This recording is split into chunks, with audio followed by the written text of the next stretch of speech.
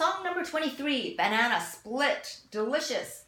Delicious song with D and now A string, including the note E, which you play with your first finger, index finger on the D string. So again, we have the notes D. We're going to use the note open A string, and then we're going back to D. Then first finger, you have to push firmly on the D string with your first finger.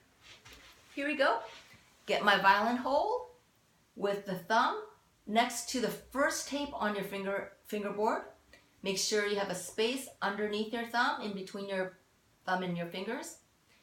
And your wrist should look like this, away from the neck of the violin. And your arm is right underneath the violin, not going this way or this way, right underneath. And your left hand has some space between your arm and the body. Let's check our bow hold. Here we go. Fingers spread across, like this. I'm going to put my bow on the D string as we get started. Now make sure you're going to be ready to cross from D string to A string with these two quarter notes. Here we go. 1, 2, 3, 4. A string. Back to D string. Rest. First finger E. Rest. E.